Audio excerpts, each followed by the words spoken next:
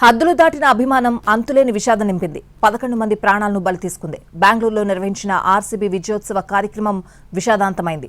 Chinnaswamy స్టేడియంకు RCB fans పెద్ద సంఖ్యలో తరలి రావడంతో తొక్కిసలాట జరిగింది.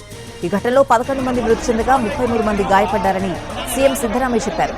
మృతుల కుటుంబాలకు 10 లక్షల రూపాయల పరిహారం ప్రకటించారు.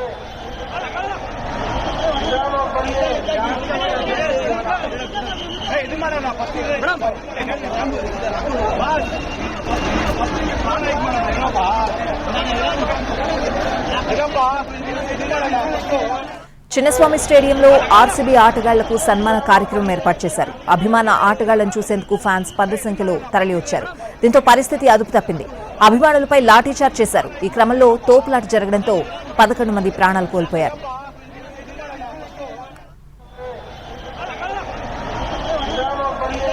ఈ ఘటన దురదృష్టకరమని అన్నారు సీఎం సిద్ధరామయ్య. స్టేడియం కెపాసిటీ 35,000 అయితే 3 లక్షల మంది వరకు వచ్చారన్నారు.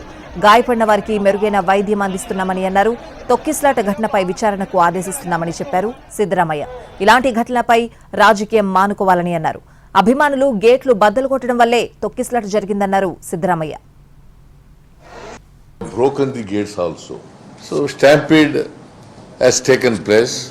Nobody has expected so much of crowd will come because the capacity of the stadium is only 35,000 people. Only 35,000 seats are there. But 2 to 3 lakh people have come to participate in the celebration. I ordered magisterial inquiry. ಏನು ಮಾಡಬೇಕು ನಮ್ಮವರೆಲ್ಲ ಮಾಡಿದ್ದಾರೆ. I don't blame my police department. They have done their best. But ನೀವೇ ನಿಮ್ಮ ಕಣ್ಣಲ್ಲೇ ನೋಡಿದ್ದೀರಿ, crowd ನೋಡಿದ್ದೀರಿ, ಯಾರು ಕಂಟ್ರೋಲ್, ಅವ್ರಿಗೆ ಯಾರಿಗೂ ನಾವು ಯಾರು ದೊಣ್ಣೆಗೆ ಇಸ್ಕೊಂಡು ಹೊಡೆಯೋಕ್ಕಾಗಲ್ಲ, ಇದನ್ನು ಮಾಡೋಕ್ಕಾಗಲ್ಲ. ಏನು ಅರೇಂಜ್ಮೆಂಟ್ ಮಾಡಬೇಕು, ಅದಕ್ಕೋಸ್ಕರ ನಾವು ಪ್ರೊಸೆಷನ್ನ ಓಪನ್ ವೆಹಿಕಲ್ ಅಲ್ಲಿ ಬರಬೇಕು ಅಂತ ಅವ್ರದ್ದು ರಿಕ್ವೆಸ್ಟ್ ಇತ್ತು. We did not allow. Number 1. ఈ విషాదంపై కోహ్లీ స్పందించాడు. జరిగిన ప్రమాద ఘటనపై స్పందించేందుకు మాటలు రావడం లేదన్నాడు కోహ్లీ.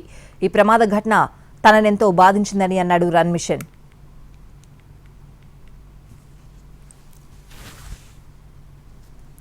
బెంగళూరు ఆర్సీబీ విజయోత్సవాల్లో జరిగిన తొక్కిసలాటపై ప్రధాని మోడీ విచారం వ్యక్తం చేశారు.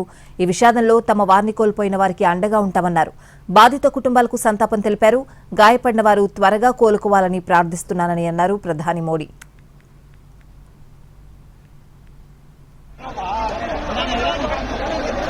Come on.